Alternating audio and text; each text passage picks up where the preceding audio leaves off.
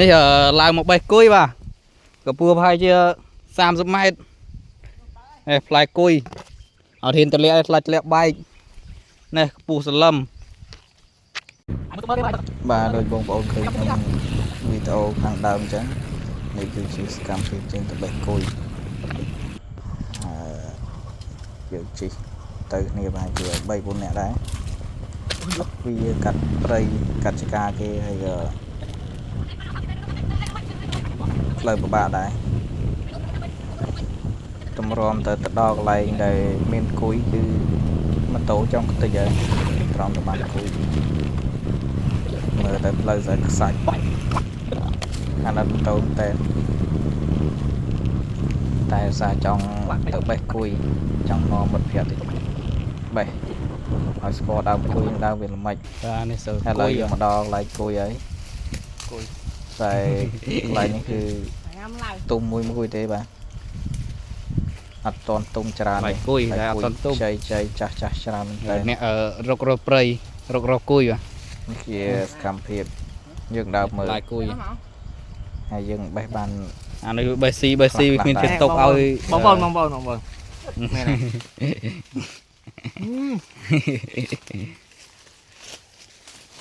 អត់តន់ទុំបងប្អូនទុំមួយ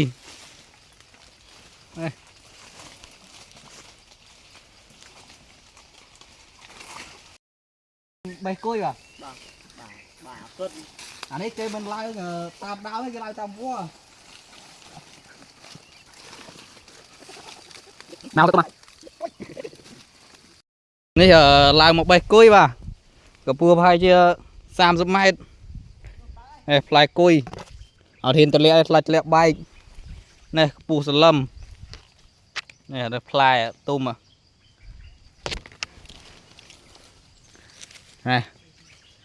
់ផ្លែមើលអូមានសបុកសัตว์លើនេះទៀតវ៉ាឡើងបេះគុយនេះផ្លែគុយខ្ពស់សលឹមរត់ត្រើតឃើញនេះផ្លែគុយឡើងមកដល់លើនេះសេតគុយអូផ្លែដល់កនេះត្រង់កន្លែងពីណាខ្លះចង់ញ៉ាំគុយបងប្អូនឡើងមកដល់លើនេះច្រើនមែនតើអូមកទឹកខាងនោះឡើងគ្រប់ម៉ែត្រកម្ពស់ហើយ2 ម៉ែត្រខ្ញុំឡើងប្រហែល50 ម៉ែត្រកម្ពស់ក្រងបន្តិចយើងក៏បាក់ក្នុងការបេះបាទនេះសកម្មភាពអត់លំដើមទេគឺចោលលួចបេះគុយខ្ញុំកំចំណាំទុកបាទណាំទុកថាខ្ញុំមកបេះតែឥឡូវគេមកបេះមុនហើយមានធ្វើមិនទេនេះសំភ្លុកពី3ស្គយណាគុយហើយយកសគុយយកគេទៅរត់ភ្លុកមួយហ្នឹងតែភ្លុកគុយនេះគុយចូលមកជាតិចំយកអើលាក់មកគុយទុំនេះ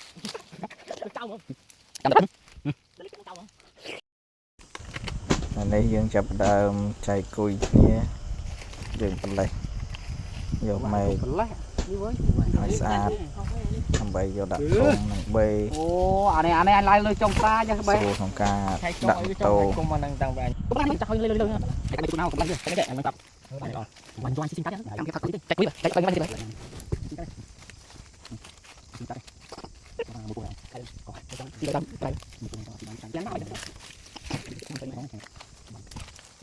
បងបងដាក់កោជិបគេដាក់មកគេឲ្យទៅ3ទៀតដល់ហើយបងប្អូននេះគុយមើលអ្នកបេះផងថងនេះបេមកបេហើយចោលលួចគុយនោះមកបេទៀតនៅខាងនោះហើយគុយប៉ុណ្ណេះហើយមិនដឹងថាទូត្រមមកបែកមិនដឹងថាហូបអស់ទេមានតែយកទៅចែកនេះចុច like ចុច share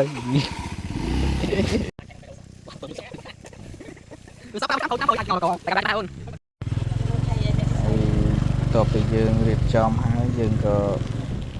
ត្រឡប់ទៅផ្ទះវិញដូចជាបានឃើញក្នុងវីដេអូអញ្ចឹងត្រឡប់ទៅផ្ទះវិញក៏ជាម៉ូតូយ៉ាងសាហាវដែរបាទអ្នកខ្លះដួលត្រឡប់លិនបែកគុយក៏មានអ្នកខ្លះវែងផ្លូវ ក៏មានខ្លះតោអស់សាំងក៏មានវេទនាមែនតើ